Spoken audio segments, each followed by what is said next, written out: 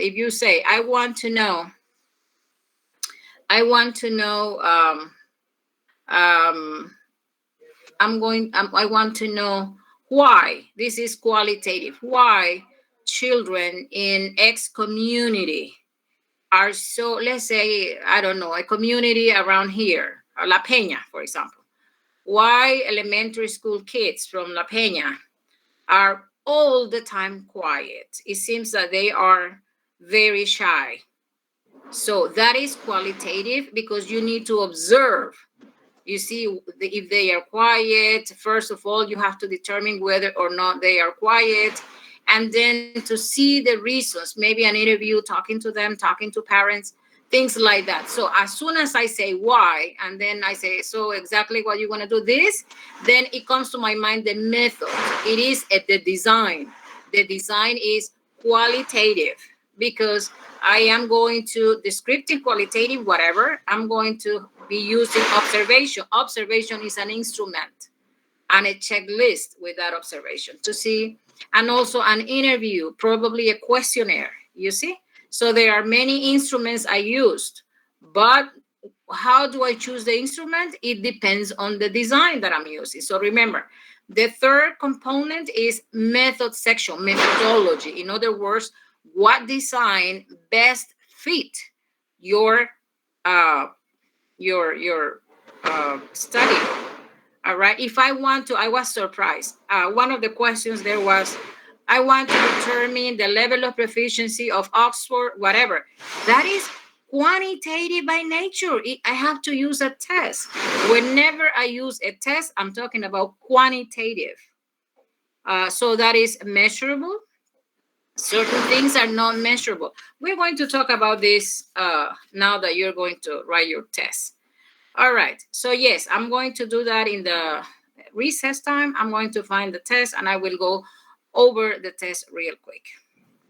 All right. Today we are going to see, actually we finished today because next week is vacation, I mean free Saturday. This I guess is carnivals or I don't know what. But Betsaida told me that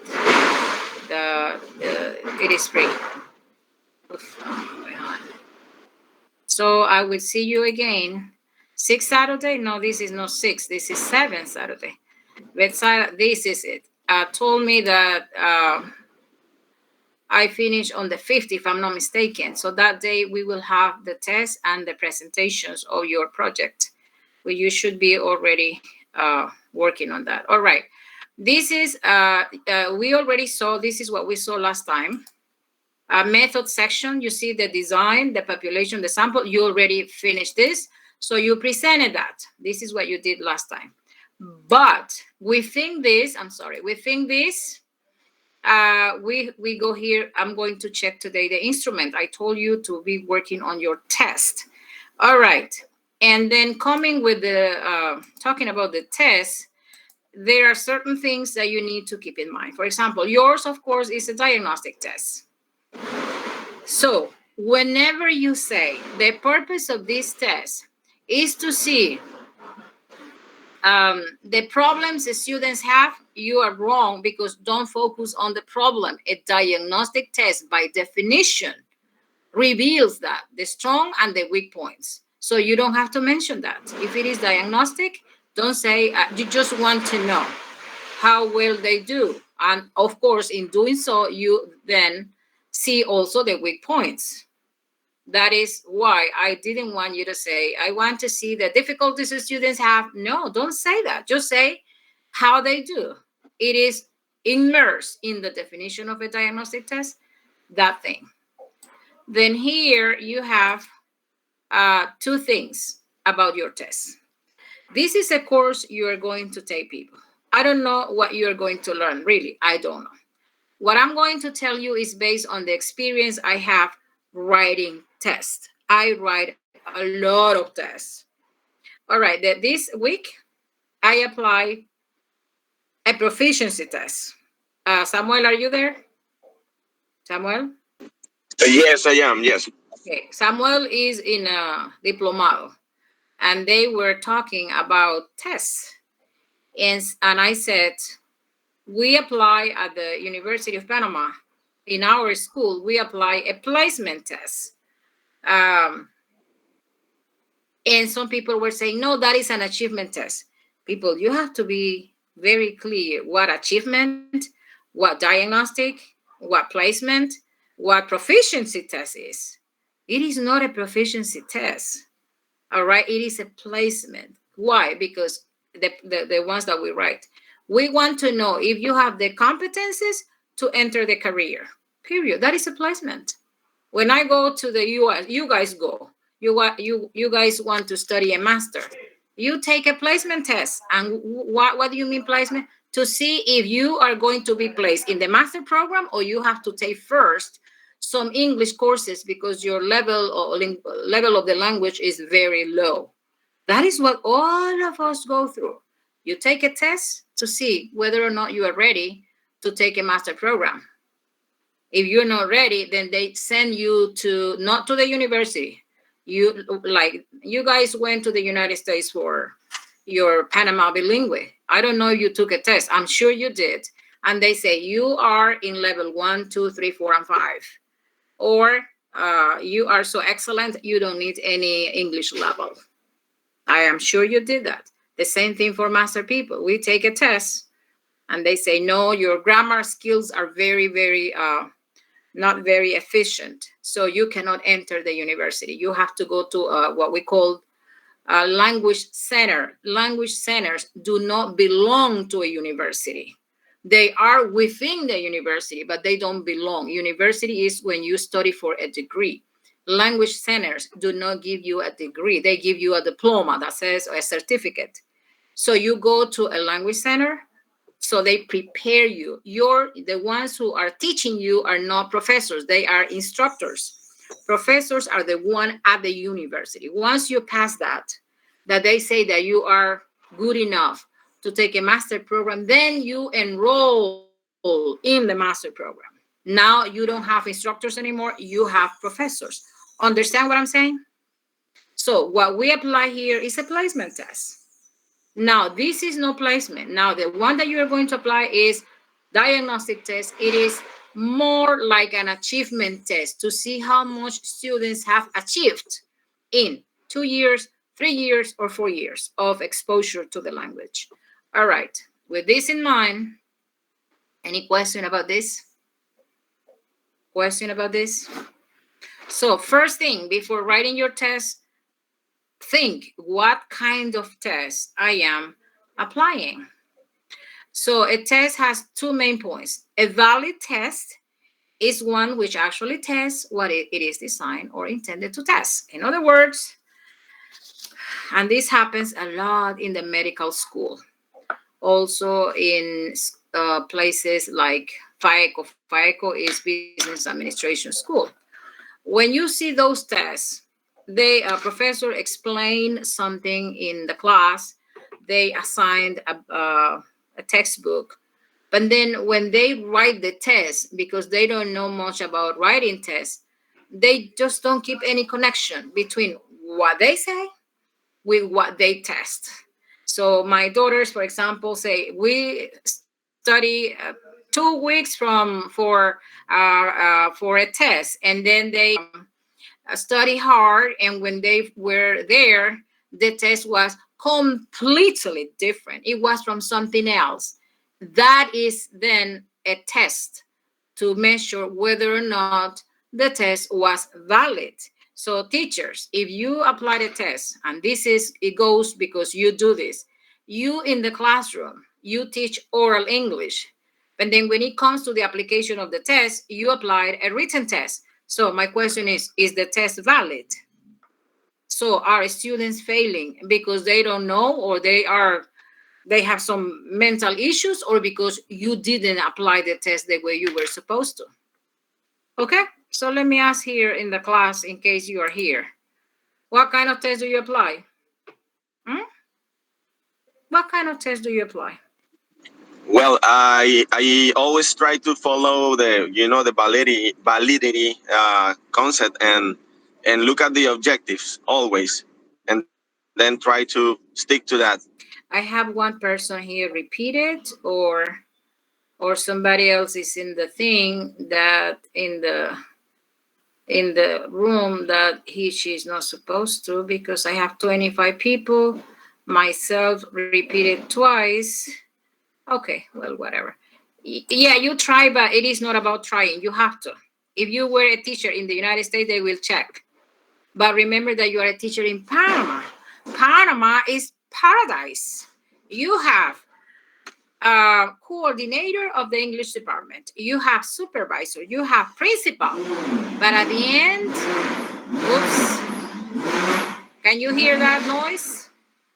At the end, people, you do whatever. All right, so this is Panama. Yes, Welcome. Professor. Yes, Lobo. Yes, Lobo. All right. You were going to say something? Were you going to say something? All right. So let's go back to this. Wait a minute.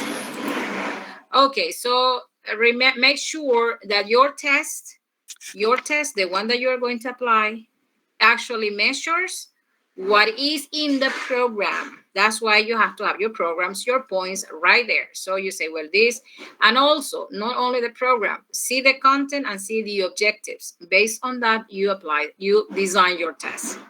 Basically that. What is the other thing? Whether or not it is reliable.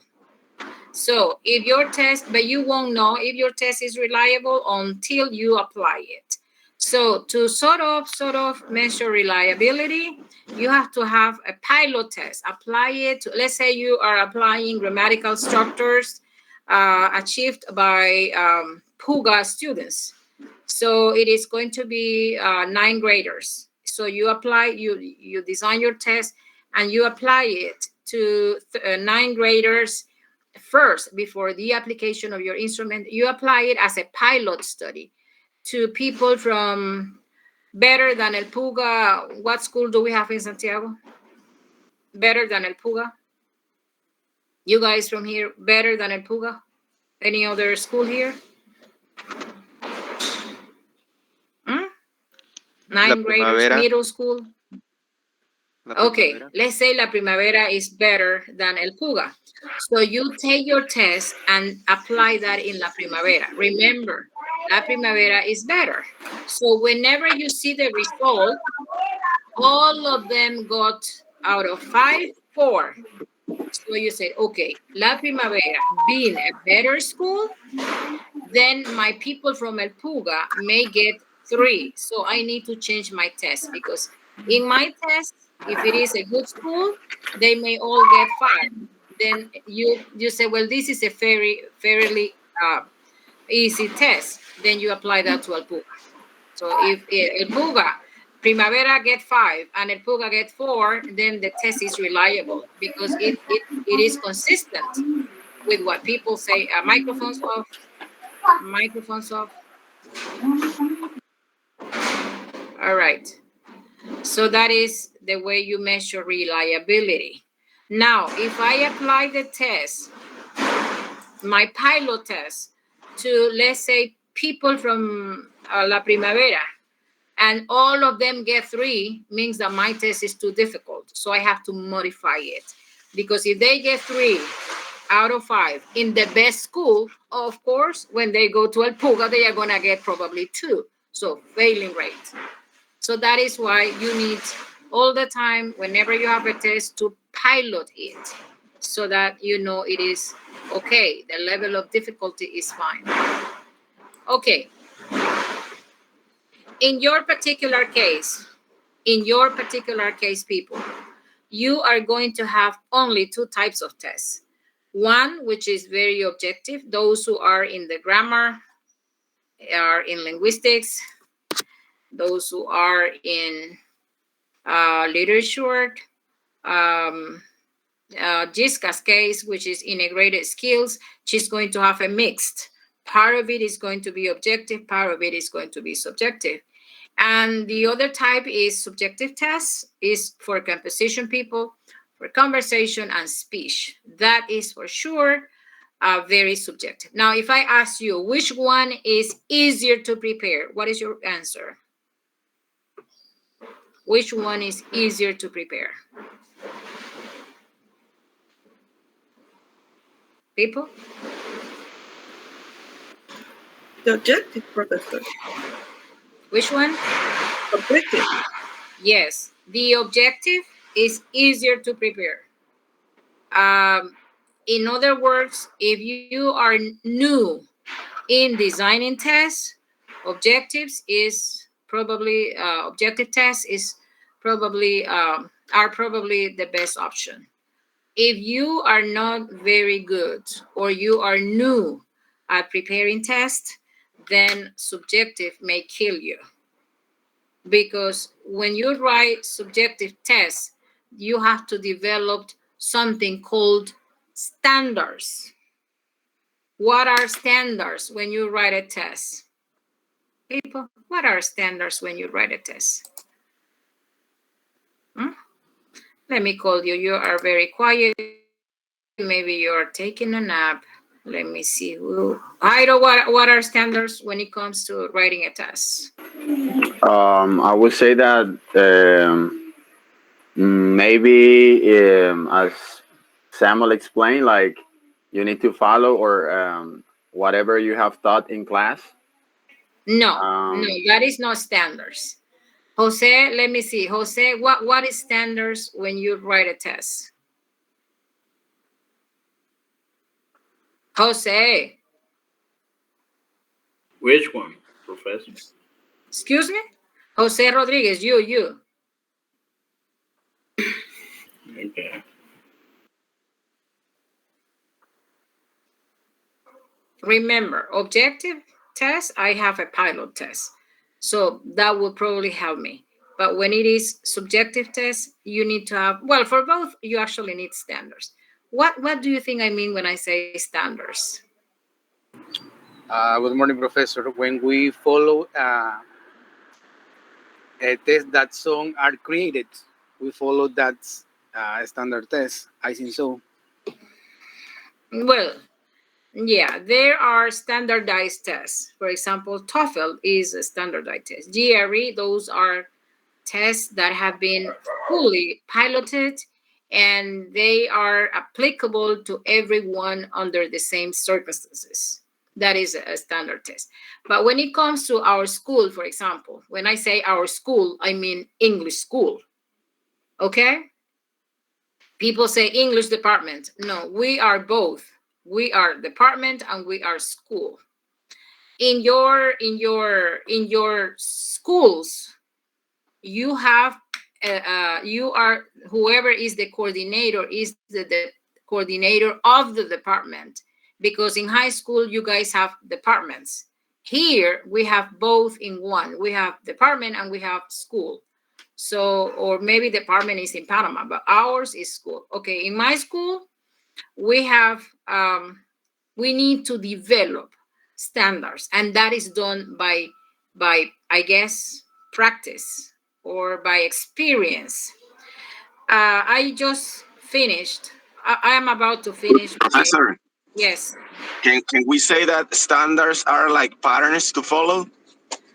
Yes, it could be patterns. It could be your expectations. Let's talk about oral courses. We have 180 first year, 280, 380, and 480. We have 4 oral courses in the BA program. So then you see your programs and you see the objectives. Who is in the Professor Gonzalo's Diplomado from here? Nobody? Pedro Pablo, Professor. All right. He is learning. I guess he's, I don't know, are you guys discussing the programs and the objectives and whatever? You are, right? All right. Yeah, Professor. Yeah, we did Okay. actually. I heard. You see, I'm always hearing things. Someone said, yeah, but I have a planning from Meduca. People, forget about Meduca. Meduca doesn't match with our planning. It is different. You see, when you go to elementary school, what I see, I don't believe me because I've never taught elementary school. When you are in elementary school, you spend all your life planning, writing every day. I'm not sure. Edgar, do you write every day planning or not? You see, Weekly, but yes, we do write. a lot of writing. When you go to high school, writing becomes, less important. You do it, I guess, I don't know, in a every 3 months or whatever. You keep notes. Keeping notes is good, but actual writing every day, no, that's crazy. But then when you come to the university, is even worse. You see, you write very little. You just have in mind. Then you have, because you have developed standards. So what I mean when I say standards in conversation, it is just to explain what happened yesterday. I was applying a proficiency test, what we call a test to graduate. All right. The English school offers the 5 options to graduate. And the test, Juan knows that because he took the test. All right. So I applied the oral test. I was very surprised to listen to seniors, and they didn't understand. Not only they did not understand, when they were answering, it was a mess. I said, "Are you sure that you finished the English school?" Yes, they were never my students. How did they do to escape from my classes? I have no idea, but I've never seen them. This is the first time. So what is the meaning of that? The meaning is that my standards are not the same as other professors' standards. So what is my standard for speaking? People, if you are going to be about to graduate, if you do not speak good English, not good, let's say decent English, you wouldn't pass. Why?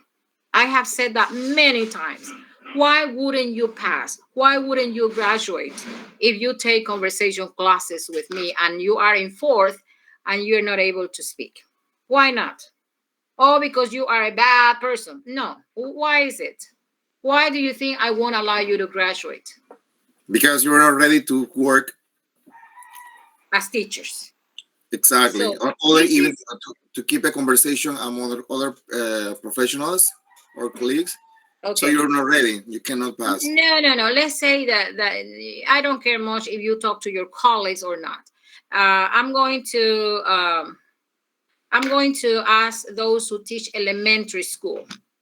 Those who teach elementary school, because I'm going to change my standards depending on your answer. Do you need to have a good level of conversational skills to teach in elementary school people, or you think that it is not that important? For elementary, it's not that important. Are you sure?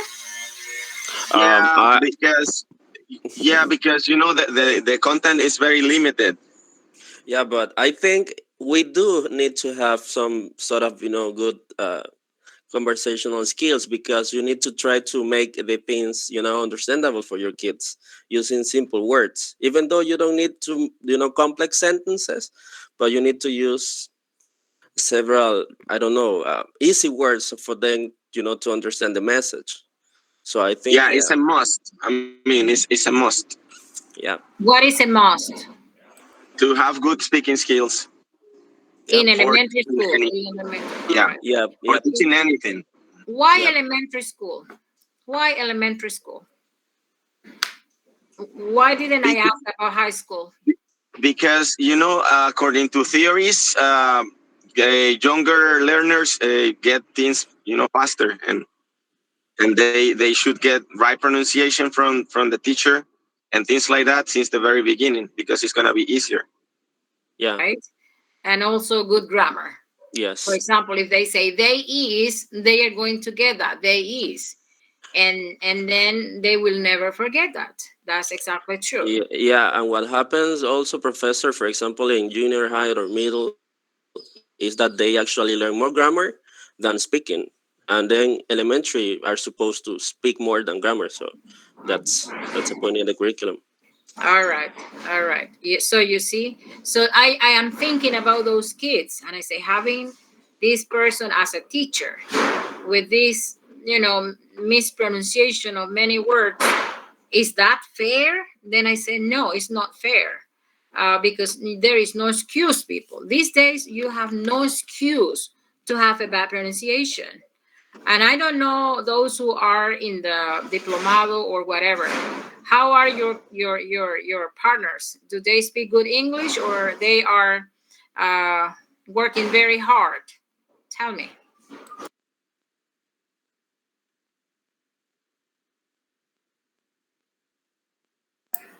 You don't listen to them when they speak?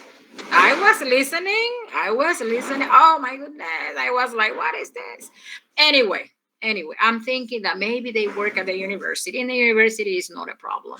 Professor, and sorry, and what about university standards then to be a professor, let's say at least in the BA? So what about that, the conversational skills? It depends on what do you mean by conversational skills. All Mhm. right. It is not exactly the same. We pay attention to some other things. For example, I had a friend. He is a scientist from pharmacy. He's a scientist. So we went to a conference, a nationwide conference in Vegas, and his pronunciation was quite terrible, but he was a scientist, so he presented. He said, no drugs, whatever. And if I compare him with you, you have better pronunciation. But the guy was fluent, very fluent. And he presented what he needed to present, and all Americans understood him. So you see, he's not an English professor, of course, but he could easily, he could get his message across. And he was speaking to native speakers. He wasn't addressing ESL people. That is one thing. But the logical sequence of his thought were very profound. He wasn't just saying, I like to travel to Costa Rica. I like to travel to Panama. I like to travel to Colombia. No, he was using really, really complex language. The only thing is that because he never took phonetics. He is not an English, nothing. He just learned English to study pharmacy. So this is probably, if you ask me, this is what we want at the university. Professors who are able to explain complex things with coherence, with fluency. Let's say I am talking about second language acquisition, which was, I guess, what you learned yesterday. Okay, so then I can say, well, Krashen said that in order to, if we go, no, Krashen, forget about him. Chomsky said that we have this LAD that is a device responsible for this, and then the device, this is the way it goes, and then it touches, we cannot measure LAD, but we can measure the parameters and you see, this is complex because so what is parameter? What is LAD? This is highly technical. But if I have a professor that goes, second language acquisition, we can acquire or get the second language the same way we do the first. And then when I ask, so the same way in what sense? Well, in the sense that it is the same. See, it makes no sense to me. When I go to a conference or something like that, I really love abstract language, very abstract, understandable, and that makes something that makes me think. If I am about to sleep, then means that it is not interesting. It's too simplistic. So I don't know. You guys are taking conferences, seminars, diplomata all over, and you tell me what you see. So at the university, we need more professors who are able to reason at higher levels. Professor, I want to share something. Do you know Sean Hammerly? Sure. I mean, okay. Who in Santiago doesn't know those two? Well, I had a chance to work for him like for a couple of months, and he said in the training that he always shares the story. I mean, they were asking like, what is your profession or things like that. And when I mentioned that I was a professor or a teacher, he started laughing because he said that the first time he went to the Universidad de Panama here group to the group, he spoke with a couple of professors in the lab, and none of them could understand him. And he said, like, Panama is the only place that we have teachers of English that they don't speak. And at the end, I remember that I asked the professor, "What do you teach?" And he said, "Conversation." And then he started laughing again. And in the end, what we're discussing here is right. It's really important to have good conversational skills for teaching at any level. And in fact, at the university, if you don't know how to speak well, you will have a lot of students that they have good abilities and that they can even speak better than you. And it's sad because the point of view of Sean is that we don't speak. That we have in Panama, we don't have good level to teach. To teach English. So that's something that I wanted to say. Samuel. Mhm. I have my doubts. You see, I don't believe just anyone. Those two, beginning with Shen, he is special. Let me tell you something. When I was working at Oxford in Panama, not the Oxford school, I was working in the Oxford.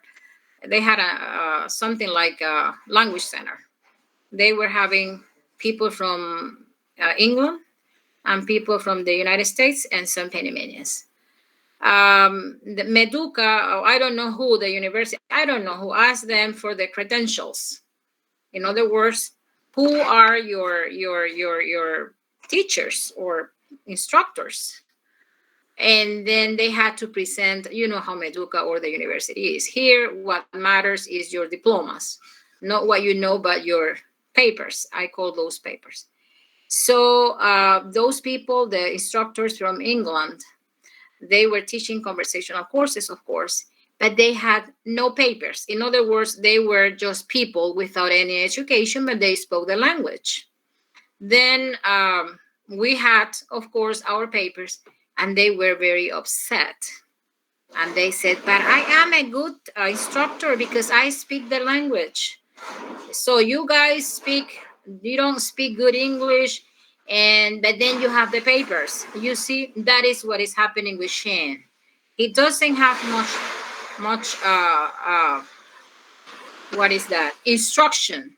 So when you don't have instruction, your first thing to say is when you are in front of a doctor is, okay, you are a doctor, but you don't speak English. And why do you say that? Well, because I am the native speaker. Well, that is questionable. Understand? So he cannot say that. Yeah. He cannot say that. I don't know. Maybe he was talking to Miguel and me. I mean, how can he say that? That you No, don't the thing is, Professor, that you mentioned. Remember that you asked us if what did we think about the level of speaking from the diplomado that we're now. And I know I look at your face and I know what you mean. And probably he found not tiempo completo or something like that. Yeah. Who knows? But and that can happen. Yeah, of course, we know that. But saying that in Panama nobody speaks English is not true. Some of my students are really good, believe me. Some of my students, and I am so happy that some of my students, actually some of the best, are going for the doctorate degree, which is not a big deal, but it's something. So I am happy for that. It is no good if someone who is already 65 is planning to go for a doctorate degree. Remember, a loro viejo doesn't give the pata. So that it applies to this thing too. So younger people, great. They have the possibilities and things like that. When you start taking a degree when you are over 40, it's too late. All right, it's too late. There is a time for everything. So yeah, don't believe him. And Shan does that on purpose. He goes real quick. So because he's testing people all the time to see if you understand him. So no, don't pay attention to him. But yes, we have limitations with our professors, especially not only in pronunciation or grammar. Grammar is fine. The problem that I find is in fluency and in entering into very, very heated topics. And then you are not very fluent anymore. You start trying to figure it because you don't speak in English outside the classroom. You don't engage in debates because that gives you some, you see, 3 months, 4 months without speaking the language. You tend to forget. People, if you finish like Edgar, finished 3 years ago, 4 years ago, and then you don't practice, Edgar, and you're teaching elementary school and you do most of the time using flashcards, you don't speak, believe me, you will forget. So this is something that people need to understand. You need to practice your English, but not practicing. This is a table. This is, no, I'm not talking about that. I'm talking about, generating ideas like we're doing now. You see, even you're still simple, but I want you to be more complex, to link ideas. That is difficult in a first language and of course in a second. If I ask you right now, okay, talk to me about the Ukrainian Russian problem in Spanish, you will go, you see, because we Panamanians, and that's true, we don't engage in, deep debates about anything. What you say, what do you hear? These PRDs are robando, that's it. But you don't really say something meaningful, not in Spanish, nor in English. And if you don't do that, you tend to forget, you see, how to think in English, how to reason in English, how to put ideas together. And then the more it goes, time goes, and then you spend your time doing something else. When you go back to English, then, this is difficult. No, I don't know how to say. What is the word, professor, for this? You see, that is lack of fluency because you don't practice. Suggestion, you may look like a crazy person, but it doesn't matter. In front of a mirror, pick a topic or record yourself and have something like you talking to someone, like a debate, like an argument. And then you will see how your I don't know, what skill is this? Your organizational skills improve. But if you don't do that, and what you do is, and sometimes you speak Spanish, even in the BA program. Even in the BA program, we have professors speaking Spanish. And imagine in your schools, if you most of the time are doing it, teaching English by using Spanish, believe me, in 3-4 months, it's gone. The only thing that remains is probably the rules, written rules. Or after several years, you go back to the university and then you find my course and you fail. Because Professor Nadira is no good. No, it's because my standards are high, people. I don't have low standards. My standards are high, not only for, I don't teach conversational classes, but when I apply a test, I don't apply a test performance of whoever you are applying your test. All right. And if you see, most of my tests are mixed. I have a component of objectivity and some other questions are subjective, but grounded. I never ask, what do you think? And this, keep in mind, what do you think about the uses of S in third person singular? And then you may say, well, I think this is a waste of time. I have to give you the 10 points because I'm asking you, what do you think? So those types of questions I would never ask. I would say instead, what is the relationship between this and that? It is subjective because people may answer in different ways, but they have to stick to my original question. What is the relationship? That's what I'm telling you. If you provide definition, you're not making a point. So think about that. Those are my standards. I believe that at this level, you are able to reason using more complex vocabulary, and you are able to link ideas properly. I would never apply a test like this to junior students learning research methodology because they don't have the vocabulary and they don't have the mental development to be able to express themselves properly. All right. Remember that I know you. You guys finish here. You guys, what is your next step? Start writing articles. So I want to make sure that when you write an article, you have that vocabulary, complex vocabulary, to sound as a professional. As my first question, to gain credentials. And you gain credentials when I read your papers and I see the type of words you used. All right. Then I say, this person is ready. He or she has read a lot. So when you read, you get complex vocabulary. To summarize, people, being a university professor implies a way of life for people who are serious about university teaching. In other words, you should not only look like a university professor, you have to not only look, but to be and look. Think. And how? You have to change your chip, people. You cannot be a full-time university professor and live like a housewife. So what time do you dedicate to the university? Well, professor, when I go and teach and I come back. And so when you go back, I am a housewife. No. University professors are not like that. They are all the time thinking about the academic world. They are reading. Even though they are already in the highest category, they keep on reading, because reading is what gives you the vocabulary. So you see, when I began this course with you 2 years ago, whenever I asked you, so what do you want to be? And then you say, university professors. Why? I guess because of the money, good money. No, but money is not it's not it. It is more than that. It is a lifestyle.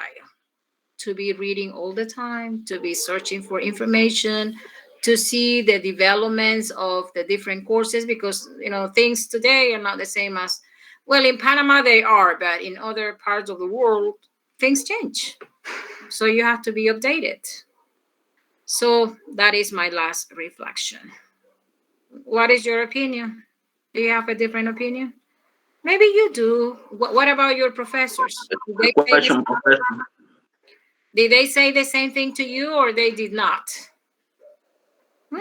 Or I am the only crazy one? Actually, few professor took the time to do that, professor, because we were busy, like, I don't know, reviewing the topics, discussing about the test or something like that. But like intervention like you're doing now, I don't remember at all, right? Few professors, like 2 or 3 at least. So now you guys are going to be the next ones when you talk to your students. Remember that teachers, especially elementary school teachers, they exert a great influence in their students' way of life. Really. So now, you have professor, no idea. You're giving us motivation, professor. Yeah, believe it. You have no idea how you can change the mind of your students. You have no idea. To you, no, because when you come to my hands, you are already twisted. No, I'm just kidding. You are already a grown up. It is hard for you to change. You can change if you find a woman you really love, then you will change. But you're not going to change because of me when I see you in 3rd year. Of course not. You are already a grown up. But children, wow, they really, really imitate you. So that's why to be elementary school teacher is really an incredible mission. You have to be aware of that. All right. You can change your kids' life forever. Those who work with kids, they know. So, okay, let's move on then. What time is it? When it is, no kidding, it's 9 already. All right, let's move because we have